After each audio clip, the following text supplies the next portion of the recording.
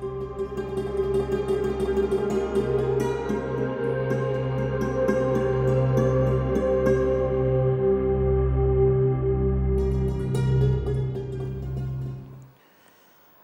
আলাইকুম রহমতুল্লাহি ওবরাকাতুহ। বিসমিল্লাহ আলহামদুলিল্লাহ ওসলাতু ওসালামু আলা রসুলিল্লাহ ওয়ালা আলিহি ও আসহাবিহি আজমাইন আম্মা বাদ। প্রিয় দর্শক শ্রোতা, আপনাদের প্রত্যেককে স্বাগত জানাচ্ছি দেশ টিভির নিয়মিত আয়োজন ইসলামী জীবন ও জিজ্ঞাসার আজকের পর্বে। আপনাদের সঙ্গে আব্দুল কাহার রয়েছি। আমাদের সাথে অতিথি হিসাবে যুক্ত রয়েছেন ফরিদপুরের বাকিগঞ্জ ইসলামিয়া কামিল মাদ্রাসার সম্মানিত অধ্যক্ষ শায়েখ মৌলানা মাহমুদুল হাসান। আসসালামু আলাইকুম রহমতুল্লাহ। ওয়ালাইকুম আসসালাম রহমতুল্লাহি ওবরাকাতুহ। শেখ কেমন আছেন আপনি? জি আলহামদুলিল্লাহ, আপনি ভালো আছেন? আলহামদুলিল্লাহ, আল্লাহ রাব্বুল আলামিন ভালো রেখেছেন। আপনাকে স্বাগত জানাচ্ছি আমাদের আজকের পর্বে। জি ধন্যবাদ। বারাকাল্লাহু ফিকুম। প্রিয় দর্শক, আপনারা জানেন যে আমরা নিয়মিত একটি বিষয় নিয়ে কথা বলি, সেই সাথে আপনাদের করা নানা প্রশ্নের জবাব আমরা সরাসরি সমাধান জানবার চেষ্টা করি। তারই ধারাবাহিকতায় আজ আমরা আলোচনা করতে চাই সমাজ সংস্কার ও যোগ্য নেতৃত্ব। আসলে আমরা দেখি যে আসলে এই বর্তমান সময়ে নানা শ্রেণী পেশার মানুষ, এখানে নানা রকম অনৈতিকতা রয়েছে, মাদকের ছড়াছড়ি, মোবাইলের অযাচিত ব্যবহার এবং ন্যায় এবং ইনসাফকে দুর্বৃত্ত করে বরং জুলুমকে কাউকে হাতিয়ার বানিয়ে নিয়েছে। তো নানা বিষয়ে আমরা দেখি যে আসলে এর অনেকগুলি সংস্কার রয়েছে, কিন্তু ইসলাম সেই সংস্কারের পদ্ধতি হিসেবে কী বলেছে আর সংস্কার না করলে বা কী ক্ষতি হতে পারে, আমরা সেই বিষয়গুলো জানবার চেষ্টা করবো ইনশাআল্লাহ তাআলা। প্রিয় দর্শক, আপনিও চাইলে আমাদের সাথে যুক্ত হতে পারবেন। দেশ টিভি ইসলামিক শো ফেসবুক পেজের কমেন্টে বাংলায় আপনার যে কোনো প্রশ্ন আমাদেরকে জানালে আমরা সে সকল প্রশ্নের সরাসরি সমাধান জানবার চেষ্টা করবো ইনশাআল্লাহ তাআলা। মোহতারাম, যেমনটি বলছিলাম যে সমাজ সংস্কারে ও যোগ্য নেতৃত্ব, আপনি আমাদেরকে শুরুতেই বলবেন যে আসলে এই সংস্কারের প্রয়োজনীয়তা কতটুকু? জি ধন্যবাদ। ইন্নাল হামদুলিল্লাহ ওয়াসসালাতু ওয়াসসালামু আলা রাসূলিল্লাহ ওয়া আলা আলিহি ওয়া সাহবিহি আজমাইন আম্মা বাদ। আজকে আপনি একটা গুরুত্বপূর্ণ একটা বিষয় অবতারণা করেছেন যে সমাজ সংস্কার। আজকে গোটা পৃথিবীতে যেখানে মানুষ বসবাস করে সেটাকে একটা সমাজ, এবং এই সমাজে একসময় দেখা যায় অনৈতিক কার্যকলাপের কারণে, অসামাজিক কার্যকলাপের কারণে, অস্বচ্ছতার কারণে, অনৈতিকতার কারণে বিভিন্ন সমস্যা সৃষ্টি হয়। সেই সমাজে মাদকের সরাসরি শুরু হয়ে যায়, জিনা ব্যভিচারের সরাসরি শুরু হয়ে যায়। সেই সমাজে আপনার মাইট ইজ রাইট, যার শক্তি আছে, ক্ষমতা আছে, সে জালিম হয়ে যায়, মানুষের উপরে জুলুম করে। সেই সমাজে ন্যায় বিচার থাকে না, অন্যায় অবিচার, জুলুম, নির্যাতন, নিষ্পেষণ সেই সমাজে চলতেই থাকে, বেড়ে যায়। এক পর্যায়ে এমন হয় যে সেই সমাজের মানুষগুলো সঠিকভাবে বসবাস করতে পারে না, এবং বসবাস করতে গিয়ে তারা অনেক জুলুমের শিকার হয়।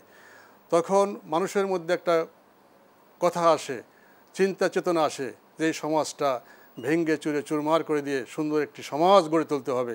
সেই সমাজ গড়ে তোলার জন্য যোগ্য নেতৃত্বের প্রয়োজন। তা আমরা বিভিন্ন ইতিহাসের পাতা ঘেঁটে যা দেখতে পাই তা হলো গোটা পৃথিবীতে যত লেখক এই সমাজ সংস্কার নিয়ে এবং যোগ্য নেতৃত্ব নিয়ে তারা যেই বই লিখে গেছেন, তার মধ্যে দেখা যায় যতগুলা গুণের কথা উল্লেখ করা হয়েছে এবং সমাজ সংস্কারের কথা বলা হয়েছে, সবগুলা গুণই আমাদের বিশ্বনবী মুহাম্মদ রাসূলুল্লাহ সাল্লাল্লাহু আলাইহি সাল্লামের ভিতরে ছিল। তিনি ছিলেন মহান সমাজ সংস্কারক, যার কারণে আইএমএ জাহিলিয়াতের যুগে যেখানে মানুষের মধ্যে কোনো ভেদাভেদ ছিল না, নারী নির্যাতন হইতো, শিশুর অপহরণ হইতো, শিশুদেরকে কন্যা সন্তানকে হত্যা করা হইতো, সেখানে সুদ, জুয়া, মাদক সরাসরি চলতো। সেরকম অনেক বছরের সাথে বর্তমান সময়ের অনেক মিল আছে। করণীয়টা কি? সেই করণীয় ব্যাপারে আমাদের বিশ্বনবী মুহাম্মদ রাসূলুল্লাহ যেইভাবে, যেই নীতি, যে আদর্শের মাধ্যমে তিনি মহান সমাজ সংস্কারক ছিলেন, সেই তাকে আমরা মডেল হিসেবে আমরা নিতে পারি। মডেল হিসেবে নিয়ে আমাদের বর্তমান এই যুগে সেই যোগ্য নেতৃত্ব গড়ে তুলতে হবে। কেমন? যিনি নেতা হবেন, একটা সমাজ সংস্কার করবেন, তার ভিতরে সেই সততা থাকতে হবে। সততার মাধ্যমে তিনি সমাজকে সংস্কার করবেন, এবং তার ভিতরে ন্যায় পরায়ণতা থাকতে হবে, ইনসাফ থাকতে হবে। ইনসাফের মাধ্যমে তিনি সমাজের সংস্কার করবেন। তার ভিতরে সেই নেতৃত্বের যোগ্যতা থাকতে হবে, অর্থাৎ তিনি কখনো কারোর প্রতি বৈষম্য করবেন না, সবাইকে সমান চোখে দেখবেন, এবং তিনি তার সমস্ত কর্মকাণ্ডের মধ্যে স্বচ্ছতা থাকতে হবে। স্বচ্ছতার মাধ্যমে তিনি সমাজে ভালো ভালো কাজ করবেন। তার ভিতরে এমন কিছু অনুকরণীয় দৃষ্টান্ত থাকবে, আদর্শ থাকবে, যা দেখে তার অনুসারী যারা আছে তারা তার প্রতি প্রলুব্ধ হবে, তার নেতৃত্ব মেনে নেবে, এবং তার কথায় তারা জীবন দেওয়ার জন্য প্রস্তুত হয়ে যাবে।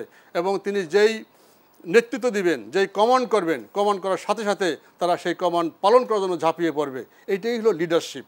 এই লিডারশিপ যদি না থাকে তাহলে সমাজে দেখা যায় যে যতই অরাজকতা থাকুক, যতই বিশৃঙ্খলা থাকুক, সমাজ যতই নষ্ট হয়ে যাক, সেই সমাজ ঠিক করার মতন যোগ্য নেতৃত্ব গড়ে ওঠে না।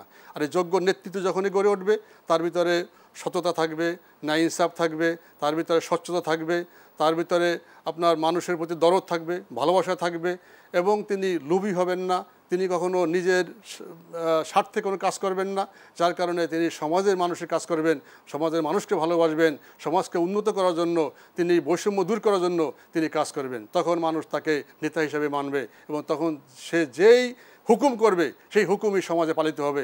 এক পর্যায়ে দেখা যাবে, আজকে গোটা পৃথিবীর দিকে আমরা তাকালে দেখা যায় যে মালয়েশিয়ায় মাহাথির মোহাম্মদের মধ্যে একজন মানুষ, সেই মালয়েশিয়ার 50 বছর আগেও তারা মাছ ধরে খেত, তারা ছিল কৃষক, শ্রমজীবী। সেই মালয়েশিয়া আজকে গোটা পৃথিবীর বুকে আজকে একটা আধুনিক রাষ্ট্র তিনি গড়ে তুলেছেন। অতএব এই একটি মানুষের উদাহরণ দিয়ে আমি বলতে চাই যে যুগ জমানা পাল্টে দিতে চাই না অনেকজন, এক মানুষই আনতে পারে যুগের জাগরণ, জাতির জাগরণ। তা সেই হিসাবে আমাদের প্রত্যেকটি এলাকায়, আমাদের বাংলাদেশেও যদি এই বৈষম্য দূর করতে হয়, সমাজ সংস্কার করতে হয়, সমাজে যে সমস্ত অরাজকতা আছে, এই বিশৃঙ্খলা আছে, দূর করতে হয়, একটা শান্তিময় সমাজ গড়ে তুলতে হয়, তাহলে ওইভাবে একজন নেতার নেতৃত্বে আপনার এগিয়ে যেতে হবে। এমন একজন নেতা আমাদের দরকার, যেই নেতা তার আদর্শবান, চরিত্রবান, নীতি নৈতিকতা, স্বচ্ছতা, জবাবদিহিতা থাকবে তার মধ্যে, এবং তিনি হবে সকলের অনুসরণীয়, অনুকরণীয় একটা দৃষ্টান্ত। তিনি সমাজের যেভাবে হুকুম করবেন, যেভাবে পরিচালনা করবেন, জনগণ তার পিছনে আপনার চলতে থাকবে।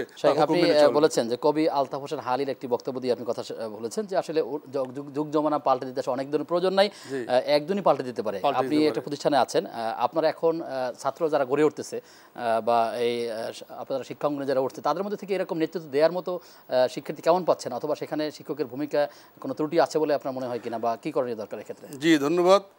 আজকে গোটা বাংলাদেশে বিভিন্ন স্কুল, কলেজ, মাদ্রাসা, বিশ্ববিদ্যালয় এই যোগ্য নেতৃত্ব গড়ে তোলার ব্যাপারে আপনার শিক্ষক মণ্ডলী এবং যারা ওই পরিচালনা পরিষদ আছে তারা চেষ্টা করে যাচ্ছে। তার কারণ হলো তারা এটা মর্মে অনুভব করতেছে যে এই যোগ্য নেতৃত্ব না আসা পর্যন্ত এই সমাজ ঠিক হবে না।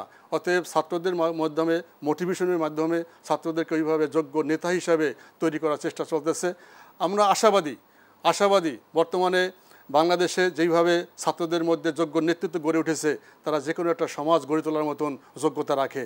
তবে তাদের মধ্যে থাকতে হবে ইউনিটি, ঐক্য থাকতে হবে, তাদের মধ্যে থাকতে হবে সততা, তাদের মধ্যে থাকতে হবে ন্যায়পরায়ণতা, তাদের মধ্যে থাকতে হবে স্বচ্ছতা, তাদের মধ্যে থাকতে হবে ছাত্ররাই আসলে দেশ চালাবে, এবং ছাত্ররা দেশ চালাতে পারবে যদি এই গুণগুলো থাকে। সেই দৃষ্টান্ত আমাদের সামনেই রয়েছে। জি জি জি। শেখ, আপনি বলছেন যে নেতা আদেশ করলেই তার কর্মীরা ঝাঁপিয়ে পড়বে। আমরা দেখছি যে নেতৃত্ব মানে হচ্ছে শুধু শাসন নয়, বরং নেতৃত্ব মানে হচ্ছে সেবা এবং দায়িত্ব। সেই ক্ষেত্রে আসলে কি করা দরকার?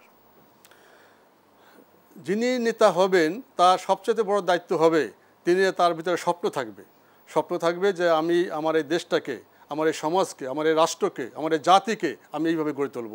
এবং সেই স্বপ্ন থেকেই তিনি অনবরত কাজ করে যাবেন, তিনি মিটিং করবেন, মানুষের সাথে পরামর্শ করবেন, পরামর্শ ভিত্তিক একটি সমাজ গড়ে তোলার জন্য চেষ্টা করবেন। যার কারণে আজকে দেখা যাচ্ছে যে যারা নেতা, যদি তাদের মধ্যে একজন নেতা হওয়ার জন্য বা তার পলিসি অনুযায়ী সে যত টাকা খরচ করে তার চেয়ে সে শতগুণে এটার বেশি আদায় করে নেয়, কিন্তু তার সেবার কথা ছিল, যে সেবা দেওয়ার কথা এবং তার দায়িত্ব এটা, কিন্তু সেটি সে ভুলে গিয়ে সে অর্থের মোহে পড়ে যাচ্ছে।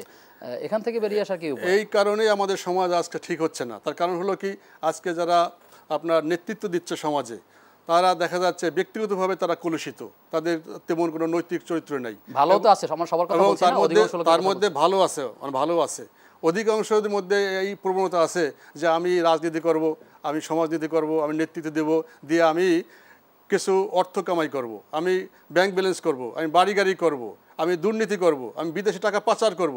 এই প্রবণতা যাদের ভিতরে আছে তারা তাদের নেতৃত্ব চিরদিন টিকে থাকে না, এক পর্যায়ে নেতৃত্ব ধ্বংস হয়ে যায়।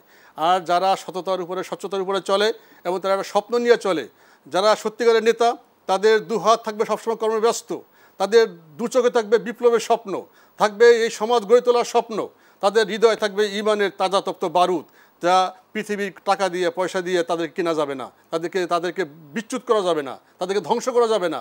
তারা একটা নীতির উপরে তারা জীবনযাপন করবে, সেই সমাজ গড়ে তোলার চেষ্টা করবে এবং প্রয়োজনে নীতির উপরে তারা মৃত্যুবরণ করবে, নীতিভ্রষ্ট তারা হবে না। এটাই সত্যিকারের নেতা। জি, সেই ছাত্রদের কথাই বলছিলাম। আমরা গতকালকে থেকে দেখেছি যে কয়েকজন মানুষ যারা ফ্যাসিস্টের বিরুদ্ধে আন্দোলন করেছে, অর্থাৎ জুলুমের বিরুদ্ধে আন্দোলন করেছে, তো এমন 4 জন শিক্ষার কথা আমরা জানলাম যারা বিষ পান করে আত্মহত্যা করার চেষ্টা করছে। তার কারণ হলো তারা ঠিকভাবে চিকিৎসা পাচ্ছে না হাসপাতালগুলোতে। ঠিক এমন হাসপাতালগুলোতে আরও অনেক মানুষ রয়েছে যাদের কারো হাত নাই, কারো পা নাই, কারো চোখ নেই। তো তাদের সেবায় তো আসলে আমাদের বেশি কাজ করা উচিত। সেক্ষেত্রে যদি খুব ছোট্ট করে একটা বক্তব্য দেন। এটা গুরুত্বপূর্ণ কথা বলছেন, এটা অত্যন্ত খুব দুঃখজনক ঘটনা। সেটা হলো যাদের রক্তের উপরে আপনার এই দেশটা স্বাধীন হইল, পুনরায় স্বাধীন হইল, যাদের রক্তের মাধ্যমে সেই ছাত্রগুলো যারা জীবন দিল, তাদের আজকে সেই মূল্যায়ন করা হচ্ছে না, সেই শহীদদের মূল্যায়ন করা হচ্ছে না। যারা আজকে আহত হয়েছে, আজকে প্রায় 30,000 মতন আহত হয়েছে, তাদের কারো চোখ নাই, কারো হাত নাই, কারো পা নেই, কারো মাথা নাই। তা এই ছেলে মেয়েগুলো আজকে হাসপাতালে মৃত্যুর সাথে তারা আজকে লড়তেছে। এই মৃত্যু তাদেরকে হাতছানি দিচ্ছে, কিন্তু তাদের চিকিৎসার জন্য রাষ্ট্র যেভাবে এগিয়ে আসা দরকার ছিল, সমাজ যেভাবে এগিয়ে আসা উচিত ছিল, বিভিন্ন রাজনৈতিক দলদের যেভাবে এগিয়ে আসা উচিত ছিল, সেইভাবে এগিয়ে আসা হচ্ছে না, বরং তাদেরকে অবহেলা করা হচ্ছে। যার কারণে সেই দুঃখ নিয়েই তারা হয়তো আত্মহত্যা করেছে। তাদের পাশে আসলে আমাদের থাকা উচিত। যদিও তাদের আত্মহত্যা করা ঠিক হয় নাই, কিন্তু তাদের পাশে আমাদের থাকা উচিত, এগিয়ে যাওয়া উচিত। আপনার কাছে আবার আসবো বিরতির পর ইনশাআল্লাহ। প্রিয় দর্শক, আপনারা দেখছিলেন ইসলামী জীবন জিজ্ঞাসা। আমরা আলোচনা করছিলাম যে আসলে যারা মনের বেদনায় দুঃখ কষ্টে নিয়ে আত্মহত্যা করতে চাইছে তাদের প্রতি আমাদের আহ্বান থাকবে, আসলে আত্মহত্যা এটাই কোনো সমাধান নয়, বরং এর আরও অনেক বিকল্প পদ্ধতি থাকতে পারে। তবে এটা দ্বারা একটা মেসেজ এটা দেওয়া হচ্ছে যে আসলে আমরা এখানে চিকিৎসার অভাবে মরে যাচ্ছি ধুকে ধুকে, সুতরাং সমাজের এবং রাষ্ট্রের অনেক দায়িত্ব রয়েছে। যারা এই কথাগুলো শুনবেন, সবার প্রতি আমাদের উদাত্ত আহ্বান রইল যে আসলে আমরা যেন সেই সকল সুবিধাবঞ্চিত মানুষের কাছে যাওয়ার চেষ্টা করতে পারি, ওই সকল মানুষের চিকিৎসার্থে যেন তাদের এগিয়ে যাওয়ার চেষ্টা করতে পারি। আল্লাহ আমাদেরকে সেভাবে কাজ করার তৌফিক দান করুন। প্রিয় দর্শক, আপনারা দেখছেন ইসলামী জীবন জিজ্ঞাসা। সময় হয়েছে একটা বিরতির, ফিরছি কিছুক্ষণ পর, সাথে থাকুন।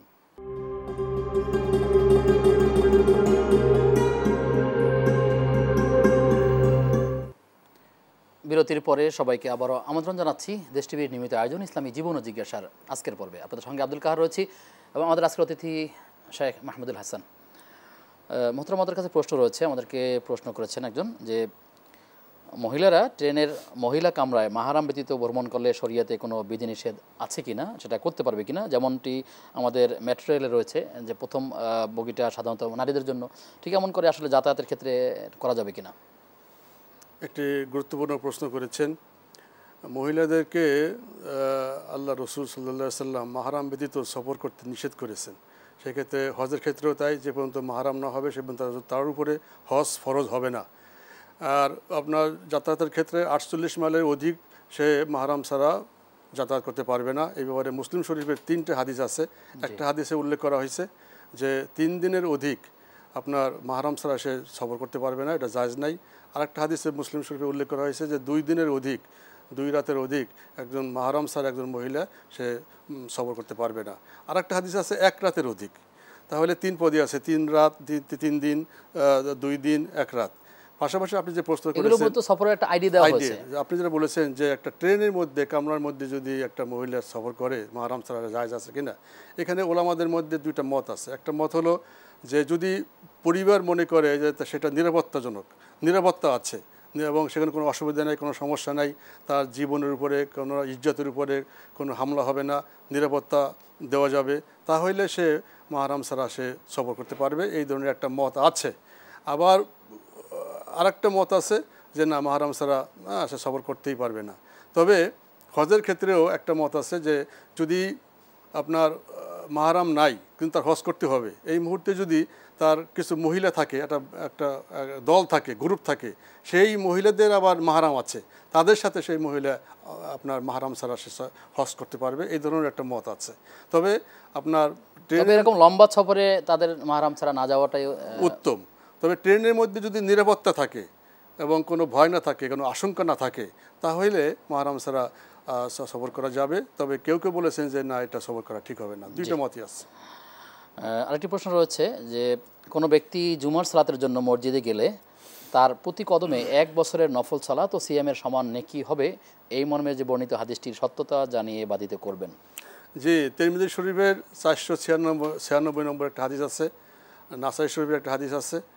এই হাদিসটা হলো যে যদি কোনো ব্যক্তি জুমার দিন ভালোভাবে জুমার নামাজের জন্য গোসল করে এবং গোসল করে সে প্রথম দিকেই মসজিদে চলে যায় এবং মসজিদে গিয়ে ইমামের কাছাকাছি বসে এবং ইমামের বক্তব্য মনোযোগ সহকারে শোনে এবং সেখানে কাউকে সে ডিঙ্গিয়ে যাবে না এবং তার বক্তব্য ইমামের বক্তব্য গুরুত্ব সহকারে মনোযোগ দিয়ে সে শুনবে এবং যদি এই কাজটি সে করে তাহলে তার আসা যাওয়ার পথে প্রতি কদমে 1 বছরের নফল সওয়াব, নফল রোজা এবং নফল নামাজের সওয়াব সে পাবে। এই ধরনের একটা হাদিস আছে এবং এই হাদিসটা সহিহ 3টা কিতাব, একটা হলো তিরমিজি, একটা নাসাই এবং একটা হলো আবু দাউদ, 3টা কিতাবের মধ্যে আছে, অতএব এটা সঠিক। জি, প্রশ্ন করেছেন যে আমাদের যারা খলিফা খোলাফায়ে রাশেদুন তাদের এই নির্বাচন পদ্ধতিটা কেমন ছিল, বিশেষ করে হযরত আবু বকর সিদ্দিক রাদিয়াল্লাহু তাআলা? খুব গুরুত্বপূর্ণ প্রশ্ন। তখন এই খোলাফায়ে রাশেদা তারা যারা নির্বাচিত হয়েছেন তারা যোগ্য এবং ভালো লোকদের দ্বারা নির্বাচিত হয়েছেন এবং সেখানে দেখা গেছে যে বিশ্বনবী মুহাম্মদ রাসূলুল্লাহ সাল্লাম যখন তিনি ইমামতি করতে পারেন নাই, অসুস্থ ছিলেন, তখন এই দায়িত্ব এসেছে হযরত আবু বকরের উপরে।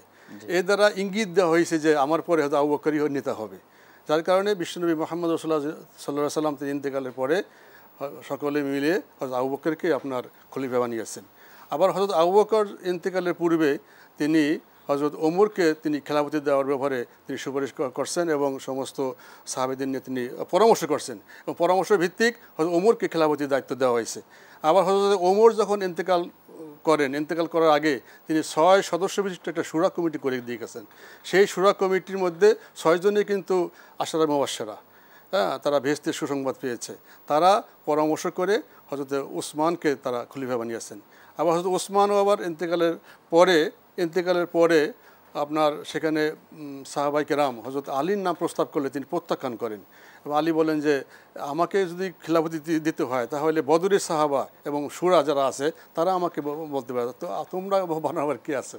তখন এই বদরের সাহাবা এবং শুরা যারা আছে সকলে পরামর্শ ভিত্তিক হযরতে আলীকে খেলাফতি দেন এবং হযরতে আব্বাস রাদিয়াল্লাহু আনহু প্রথম তিনি তার হাতে বায়াত গ্রহণ করেন। এইভাবে যোগ্য লোকদের দ্বারা তারা নির্বাচিত হয়েছেন। তাদের মধ্যে কোনো নেতৃত্বের চাহিদা ছিল না, তাদের মধ্যে কোনো লোভ ছিল না, তাদের মধ্যে আপনার যে নেতা হয়ে তারা কিছু করবে এই ধরনের চাহিদা তাদের ছিল না। তাদেরকে জনগণ বাছাই করেছে, এইটাই ছিল পদ্ধতি। স্বতঃস্ফূর্তভাবে জনগণ যাকে যোগ্য মনে করছে তাকে তারা বাছাই করেছে। জি জি, এরপরে প্রশ্ন রয়েছে যে কোথাও যদি কেউ ঘুরতে যায় কিংবা পড়াশোনার জন্য উদ্দেশ্যে যদি কেউ এমন একটা দেশে যায় যেটি অমুসলিম রাষ্ট্র, সেটি শরিয়াতে যাওয়ার ক্ষেত্রে কোনো বিধিনিষেধ আছে কিনা, যেতে পারে কিনা? জি না, কোনো বিধিনিষেধ নাই। একজন ব্যক্তি একজন মুসলিম যে কোনো অমুসলিম রাষ্ট্রে সে যেতে পারবে, তবে যাওয়ার ব্যাপারে 2টি শর্ত আছে। জি জি, 2টি শর্ত আছে। একটি শর্ত হলো যেখানে সে যাচ্ছে সেখানে যাওয়ার পরে তার ঈমান আকীদা টিকে থাকবে কিনা, তার ঈমান আকীদার উপর হামলা হবে কিনা, এই একটা শর্ত। 2 নম্বর হলো সেখানে যাওয়ার পরে তিনি যে আল্লাহর ইবাদত বন্দেগী সঠিকভাবে করতে পারবেন কিনা, এই 2টা শর্ত তার থাকতে হবে। যদি দেখা যায় যে না, সেখানে যাওয়ার পর তার ঈমান আকীদা টিকবে না, সঠিকভাবে ইবাদত বন্দেগী করতে পারবেন না, তাহলে সেখানে না যাওয়াই ভালো। আর যদি এটা করতে পারেন তাহলে কোনো বিধিনিষেধ নাই। তবে আমার জানা মতে গোটা বিশ্বের এখন 2-1টা রাষ্ট্র, যেমন ইসরায়েল ব্যতীত অন্য যে কোনো রাষ্ট্রে গিয়ে যা মুসলিমরা যার যার ধর্ম পালন করতে পারেন, তো কোনো সমস্যা হয় না। অতএব শিক্ষা অর্জন করার জন্য একজন মুসলিম যে কোনো রাষ্ট্রে যেতে পারেন। শিক্ষা বা তার কর্মের প্রয়োজনে যদি কোথাও যেতে হয় সেক্ষেত্রে অবশ্যই তিনি এই মুসলিম হিসাবে তার মানদণ্ড খেয়াল রাখবেন। জি জি জি, অবশ্যই। জি, প্রশ্ন হচ্ছে যে দোকানের যে কর্মচারী যখন সে নামাজ আদায় না করে তখন মালিক এর জন্য দায়ী হবে কিনা, কখন দায়ী হবে সে? এক হাদিসের মধ্যে আসছে কুল্লুকুম রাইন ওয়া কুল্লুকুম মাসউলুন আন রাইয়াতিহি, প্রত্যেকই অধিকর্তা তার অধীনস্থ ব্যক্তিদের সম্পর্কে আপনার আল্লাহর কাছে জবাবদিহি করতে হবে। এখন একজন মালিক পক্ষ তার উচিত হলো তার অধীনস্থ যে সমস্ত কর্মচারী আছে, কর্মকর্তা আছে, তারা সঠিকভাবে তারা নামাজ পড়তে পারে তার সুব্যবস্থা করা, এটা তার দায়িত্ব, কর্তব্য। এবং প্রয়োজনে তাদেরকে সে নির্দেশ দেবে তোমরা নামাজ পড়ো। কিন্তু যদি কেউ নামাজ পড়তে না চায় তাহলে তার জন্য তাকে উপর চাপ সৃষ্টি করা যাবে না, তার চাকরি না, তার বেতন বন্ধ করা যাবে না। কিন্তু একজন যদি নামাজ পড়তে চায় তাকে নামাজ পড়ার সুযোগ দেওয়া উচিত। যদি সে সুযোগ না দেয় তাহলে সে মালিক গুনাহগার হবে। একজন কর্মচারী তার চাকরি পরিবর্তন করবে, যদি প্রয়োজন মনে করে যে থাকলে নামাজ পড়া যায় না, জি জি জি, তাহলে তিনি তো চাকরিও তো পরিবর্তন করবেন। জি জি, কিন্তু যদি নামাজ তাকে পড়তে দেওয়া না হয়, বাধা সৃষ্টি করা হয় তাহলে এটা গুণাগার হবে, আর যদি বাধা সৃষ্টি না করে তার নামাজের ব্যবস্থা করে যায় তাহলে আর কোনো সমস্যা নেই ইনশাল্লাহ। জি, সেই কোরবানি সংক্রান্ত কিছু প্রশ্ন আমাদের হাতে রয়েছে, বিশেষ করে যারা নাবালেগ, প্রাপ্তবয়স্ক এখনো হয়নি, তারা যদিও নিসাব পরিমাণের মালের মালিক, তো এক্ষেত্রে তাকে কোরবানি করতে হবে কিনা, আর করলে সেটা কিভাবে, এর হুকুমটা কি? একজন নাবালিগ নাবালেগ কোরবানি করার পুরো শর্ত হলো নিসাব হতে হবে, নিসাব হতে হবে। নিসাবের মালিক আছে কিন্তু তিনি তার পক্ষে কোরবানি করতে হবে কিনা? না, যেহেতু সে নাবালেগের উপর কোরবানি ওয়াজিব না। আচ্ছা আচ্ছা, জি, শেখ, আপনার মাধ্যমে আমরা অনেকগুলো বিষয়ে জেনেছি। আবার কখনো দেখা হলে নতুন কোনো বিষয় নিয়ে কথা বলবেন ইনশাআল্লাহ তাআলা। আপনাকে ধন্যবাদ জানিয়ে আপনার থেকে বিদায় নিচ্ছি। জি, আপনাকে দর্শক, ধন্যবাদ। আপনারা দেখছিলেন ইসলামী জীবন ও জিজ্ঞাসা। আমরা আলোচনা করছিলাম আসলে রাষ্ট্র সংস্কার অন্যান্য বিষয়গুলো নিয়ে। আর আল্লাহ তাআলার কাছে দোয়া করি আল্লাহ তাআলা আমাদের প্রত্যেক ব্যক্তিকে তার সঠিক দায়িত্ব পালন করবার তৌফিক দান করুন। আজ এ পর্যন্তই। আগামী অনুষ্ঠান দেখবার আমন্ত্রণ জানিয়ে আজকের মধ্যে বিদায় নিচ্ছি। আসসালামু আলাইকুম ওয়া রাহমাতুল্লাহি ওয়া বারাকাতুহু।